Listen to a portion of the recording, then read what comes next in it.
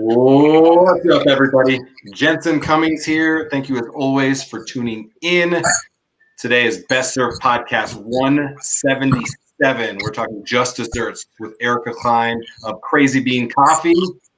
Thank you, Erika, for being on the show. Thank you for having me. I'm excited to be here. It's going to be fun. All right, we're going to talk on this channel, Best Served Bake. We're talking bakeries, pastries, bread, anybody and everybody who is in the world of flour, of sugar.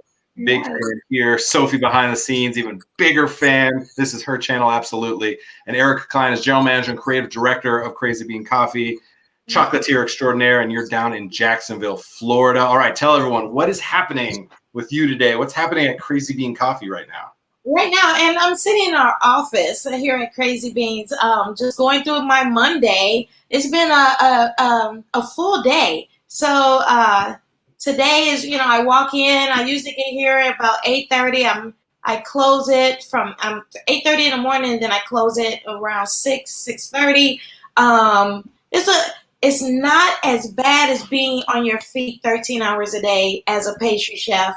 A year ago, this time, I was like losing my mind working 86 hours a week. So, hello, COVID, Real right? life. As you said, I'm a pastry chef, chocolatier. Now I am a general manager of a Black-owned coffee company. I'm also their creative director and chef. So it's a lot of things have changed. Oh gosh. So basically, everything except harvest beans and roast them. Just moving forward, moving forward and being an essential person, which is weird because would you ever think coffee was essential? Right. Yeah. Right. But my day here is making coffee, making people happy, bringing in the baked goods that we make at a shared kitchen. Here in Jacksonville. I love seeing people's faces when they get that hot cup of coffee. I really never thought I would give them joy through coffee. I would always think I would give them joy through sugar and chocolate. So that's kind of like my day, besides meetings and Zoom meetings and Oh yeah, the new normal stuff. All right, take us back. So when did you first catch the hospitality bug? When did you start in this crazy industry? I started, honestly, my love for sugar started, I was 4 years old, and I lived in Illinois, Southern Illinois, born in Chicago, and my grandmother was my idol. I loved her to death. We had 25 acres. I lived on a street where it was all family, so it was very close-knit. We each had an acre of land just for our homes. Behind each acre was our family gardens and our pigs, cows, ducks, everything. And we made everything from scratch. So, it was amazing. I watched food memories. What do you remember cooking with Grandma? Yeah. So Grandma would start Sunday dinner on Thursday, right? So I would smell all this beautiful stuff. And I wanted to lick the bowl all the time. And so she's like, if you want to lick the bowl, you got to learn how to make it. Right? So I wanted to lick that bowl really bad.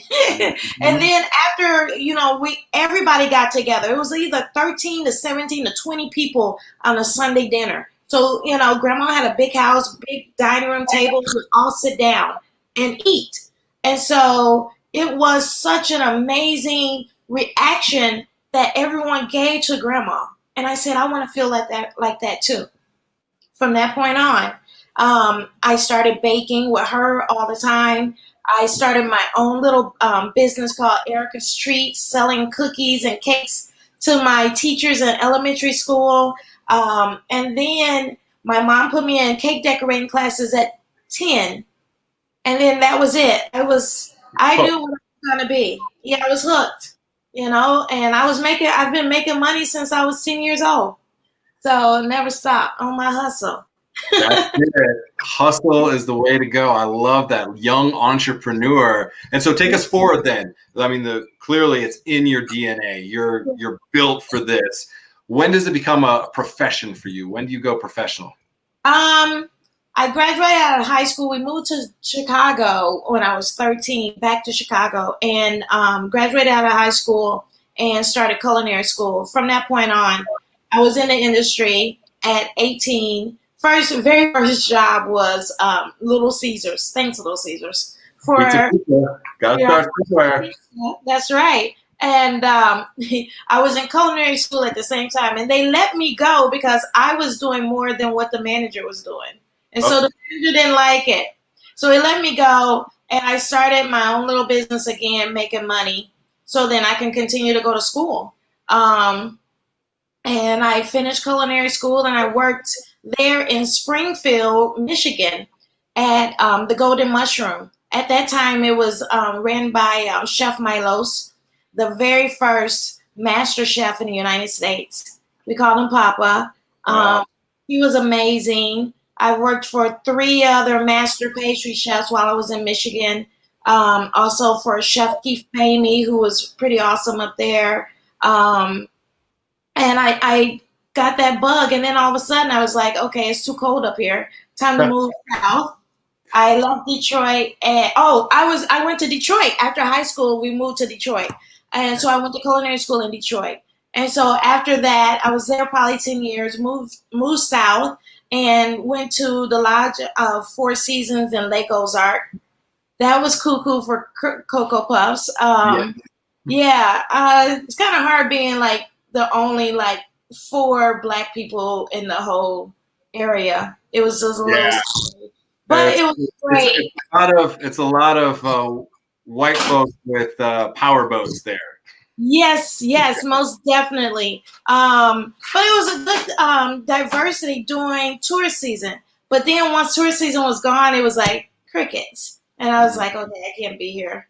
So I moved to, from that point, I moved to the Peabody, became the assistant at the Peabody. There was no executive pastry chef there for 18 months. And so once they hired the executive pastry chef, I worked under Alon Galliano for 5 years. And then after he left, I took over and was the pastry chef there. And that was the first time that I was ever on television. They would put me, Food Network came, and it was the Rock and Roll series. And they put me on as a judge. That was the only way that they would let Food Network come into the hotel, is if I was on there as a judge. So I had never been on television, and I was a scared little brown girl. And I was talk. Then they put the camera on me, and I was like, frozen. Right, freeze up completely. So they would try to like catch me when I was talking, and that was a real experience, as I could say. And one of the sugar displays crashed, and they caught my reaction. And I was like, I saw that reaction for 2 years on Food Network. The general manager of the hotel, he was just like, Erika, you'll never, ever, ever be like that on television again. He put me on the morning news every Friday for 2 years. Wow. And he prepped me, let's say 4 years later, I was on Top Chef, Just Desserts, and it got me ready. I had done many, many other, news shows or whatever, demos on television, and that got me ready to do, Top Chef. I like what you're talking about right now, because I know a lot of really talented people that have been on Top Chef or other shows, and to the point that you just made, it's like they can't cook like themselves. There's some block when you know that you're being recorded, when you're in that competition setting, where all of a sudden they forget the basics, like how to butcher a chicken, which they've done 1,000 times, right? And so I'm fascinated in that. So you felt ready. Talk about that experience, going on that show. That experience was wild. I think the best thing that came out of that experience is the friends that I have. That came from it. I won a couple of challenges. I didn't make it to the end, but I was very proud of myself. It was for pastry chefs, we cook with our heart. Mm-hmm. If we're sad, you could tell in our food. If we're nervous, you could tell in our food. If we're overly ecstatic, you know you're gonna have a great dessert. And it was like all 13 of us we were their guinea pigs, I should say. Because it was season 1, right? It was the first run. Yeah, this is season 1. And that was first for Bravo doing Top Chef Just Dessert season. And they didn't have like the sponsorship as in the real Top Chef. That's what I call it, the real Top Chef. Was 13 of us in a loft. There was 3 rooms in that loft. And it was overwhelming. It was overwhelming. It was fun, but not so fun. I like that. They love, as you say, Bravo loves drama. So they made a good mix of that to throw in there to get us to react certain kind of way. They kept us up till 3 or 4 in the morning taping. You know, we had 15-hour days with the mics on us. We were exhausted, you know, and we were away from home. We didn't have our recipes, and they took every little personal thing that you could take there, they took it away. So it was like you were isolated. You were just with these people that you didn't know, but became family very quickly. And talk about that. Who are some of the people that you still interact with today that were part of that? Oh, okay. So one of 3 of them that is like my dear hearts, Heather Roth. She's up in Virginia. Tanya, she's in Boston. And then there's Eric Walensky. He's in Atlanta. And they are amazing people. They are awesome. I wouldn't have made it without Eric. It was E&E, you know, and we became very, very good friends. When me and Heather, we would wake up in the morning and be like holding hands, you know, like, okay, you're scared. We're going to make it regardless, you know, that kind of stuff. Tanya was amazing. She should have made it all the way to the end, but she was the first one off. And then she's like one of the super most talented pastry chefs I know, you know. And then it was weird because that was the first time, like, I was like the first like Black woman pastry chef on TV at that time, you know, and I hadn't seen anyone else yet. So it was like, woo, pressure, you know. So the friendship was amazing. You know, if I saw anybody else from the show tomorrow, I would give them a hug and say, how you doing? How you making it? You know, are you okay? That kind of thing. Yeah. So, but that was a amazing experience. I know I don't want to do another competition like that it takes me away from home for 6 weeks that you don't get paid and you're worried about when you go back, you know, so yeah.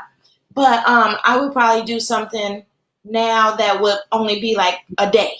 Yeah. Go in, knock it out, and get out of there, you know? The one-day competition sounds a lot more alluring after you've done the 6 week for sure. Yeah. So good people connecting good people is a cornerstone of this show. So almost every guest on here has been recommended, acknowledged by somebody else.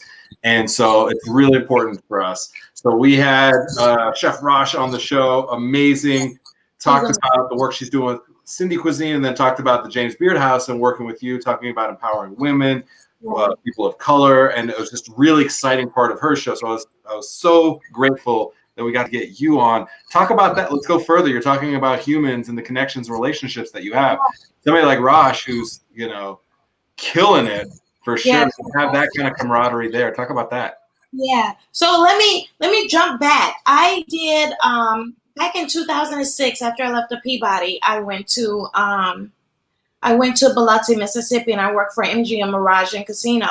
And I was invited as one of the top 25 Black chefs in America by Ebony Magazine. They flew us into New York, and we did this huge dinner. It was amazing. And I had never been in a room with so many Black chefs in my entire life. And it touched me. And right before that, I was in Black Enterprise Magazine as one of the top 4. So it was me, Marcus Samuelson, Jeff Henderson, and Wayne Johnson. And I was the only girl. Yeah. And so that was like 2005 and 2006 was crazy. It was just like over the moon. And when I went after that event with Ebony, I was just like, you could never go backwards. You could only go forward. And I was like, I need that feeling again all the time. So I had left Energy and Mirage and moved here to Jacksonville as the pastry chef of Ponte Vedra in the club. Every place I've ever worked has always been the first Black woman pastry chef everywhere. And so I got there and I was just like, but I knew I was missing something. So I started a website called Culinary Wonders USA, and it showcased minority chefs on this website. And at first it was just going to be about me. And I was like, no, because I need this connection. I need to know as many Black chefs as I possibly could. And so I would call people up. I would search for them, and I said, send me your picture, give me your bio, and I'm going to turn this into a minority chef phone book. And I did that for 4 years. And I didn't have any money. It was just like $40 a month to keep it going. But I was up till 1 o'clock in the morning calling people all the way from Haiti to the Bahamas to everywhere. Every time I could get away from work and go like to Star Chefs in New York or whatever conference, I was gone so I could find other minority chefs.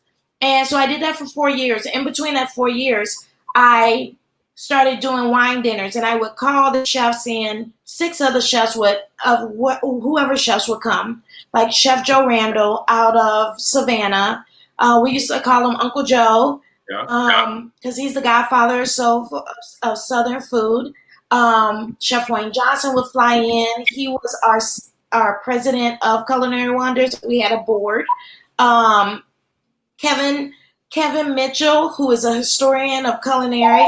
He's amazing, right? He's good. He's pretty dope. Sorry about the phone. I am working. So all these great guys, Matthew Rayford, who is the chef farmer, all these guys I've known since 2005, 2003, back in the day, So they're like family. And so by doing all this, it filled up that hole that I needed to connect with other people that look like me, that was cooking like me, that had the passion like me. So we started doing these wine dinners, and there was a community center, and I lived on the beach. At the beach was a community center called Rhoda L. Martin. And Rhoda L. Martin was a second generation, from slavery. And she was teaching, became a teacher. And she was teaching anyone and everyone how to read, black, white, green, and yellow. So she was named, the community center was named after her. So all the proceeds from any wine dinner that we did, we would give to them. So we would, it would be on a Monday. Everyone would have a Monday off. I would take one of my paychecks and gather all the food and whatever we needed, and then a few sponsorships of stuff. And I wasn't making a lot of money, but I was doing what felt right. And by the end of it, they would every time we did it, those 4 years back to back, they would get at least $25,000 check. Wow. From just $1,400 that of my paycheck, and we would bring in students that were at the local community college culinary school, and they would cook with these chefs, and it would just change them, after that, that's how I communicate with people. That's how I pull people together. After that, I moved to the Bahamas and opened up a chocolate factory for Great Cliff Hotel. And then I turned around and did it down there and brought 14 chefs. Thank you, Cisco. They gave me $25,000. I was able to put them up and fly them in, 14 chefs and also some of the local chefs, and we put this, and we call it, that's when I named it the Minority Chef Summit.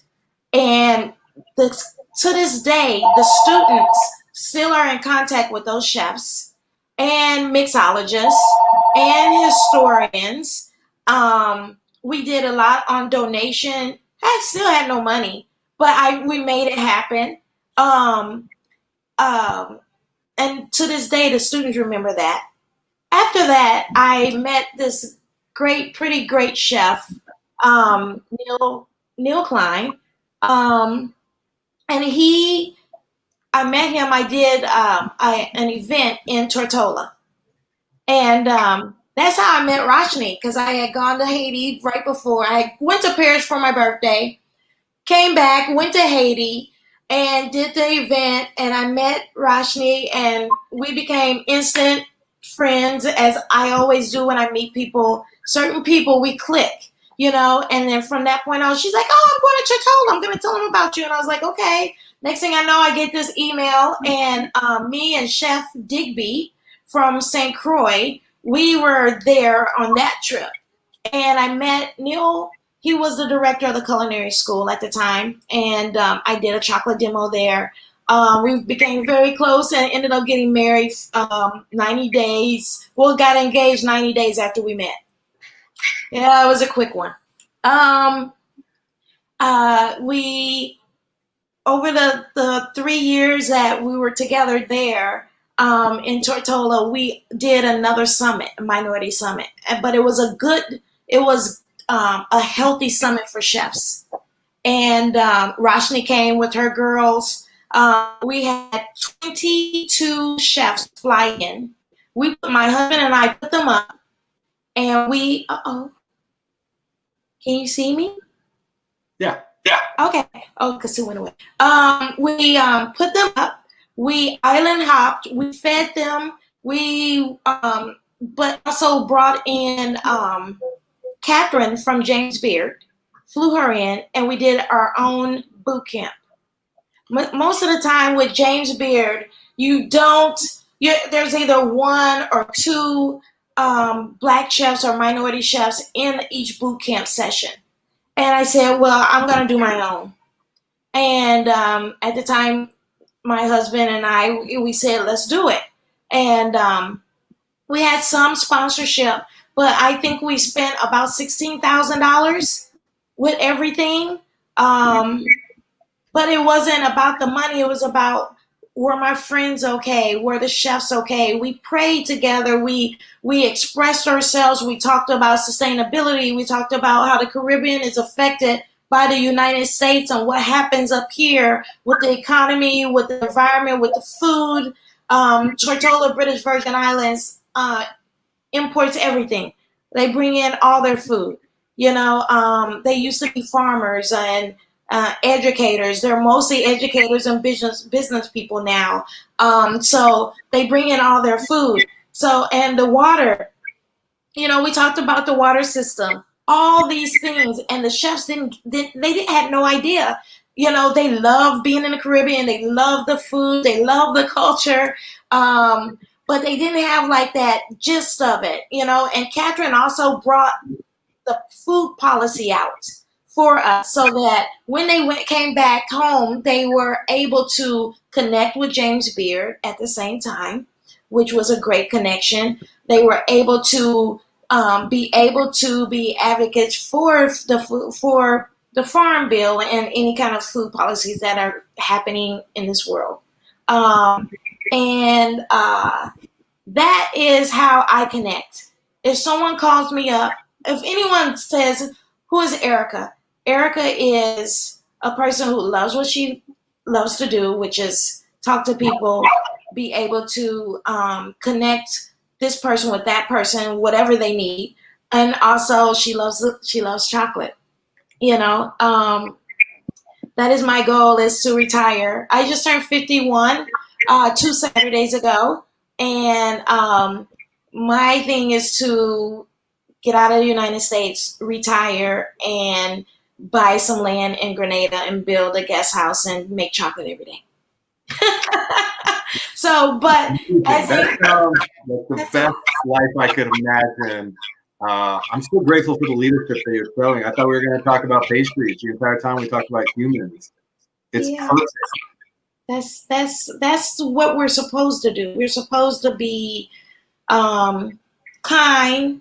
I wake up every morning and and I walk in my bathroom around my mirror. It says, "Be kind, be good to yourself, be communicate, um, hug." We can't hug right now, so it's killing me.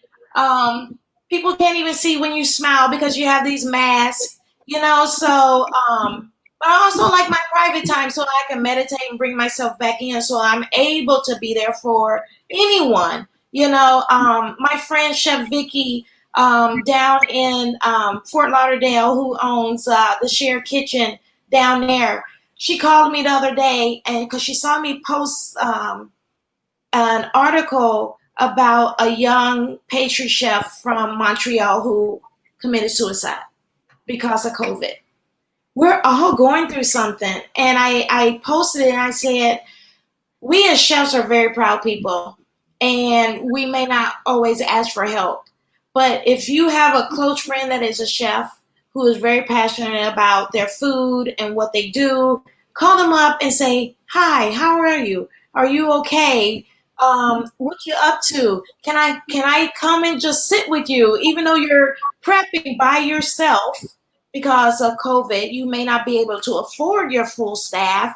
Let me Can I help with if you're doing community service with food?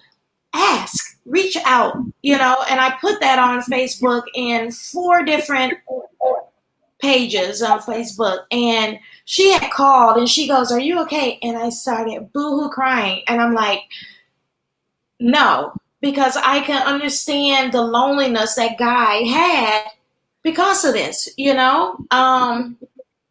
But at the same time, I feel so blessed that I have people that feel what I'm feeling and goes, "Erika, are you okay?" Or I can call them up and say, "Are you okay?" Or send like a cute little note and say, "You know what? Life is good. We woke up this morning. We're able to still do what we love."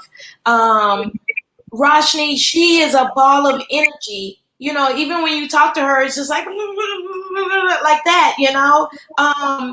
And you could give her a call, she'll give you a call and boom, she spikes you right up, or you spike her right up and then it's gone. It's like you're just on that high of happiness and good love, you know? Food is love, communication is love, people is love, and we have to try to remember that, you know? I feel good. I know This that was was a so great. yeah. Thank you so much, Erika. Amazing, amazing conversation. Thank you so much for what you're doing. I am so grateful that Rosh connected. Thank you. That gives me good feelings in my heart. So I appreciate you. All right, Erika, I'm sure we'll talk more down the road. I appreciate you being on the show today. Thank you so much. We'll let you go now. Thank you. Have a wonderful day. Many blessings. Cheers. Cheers. All right, Erika Cline. Wow. Absolute dynamo. Again, I thought we were going to be talking about chocolate and desserts. That was heavy and inspiring. And I think that's exactly what the humans in hospitality, what our unsung hospitality heroes are all about. There's just so much good out there, and just connecting people from grandma clearly all the way through. It makes a big, big difference. So appreciate her being on for sure. And yeah, Best Served Baked. I want to bring Sophie in because this is your channel, Sophie. That was a dynamic, wow, like her energy is through the roof, 100%.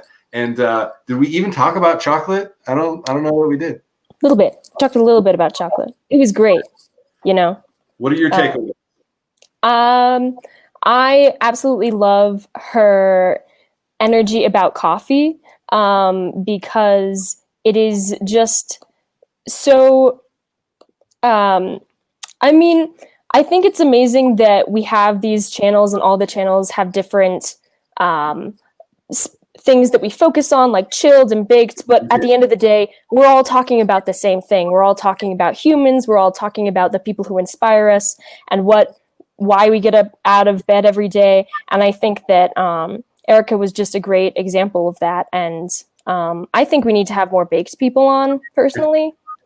You know, bakers are some of the most heartfelt, thoughtful people out there, right? Because the time and patience and thoughtfulness that goes into creating a pastry, a bread, it's different than the hotline, where you're much more of a gunslinger. So I really appreciate that. All right, that's enough for today. Great, inspiring show.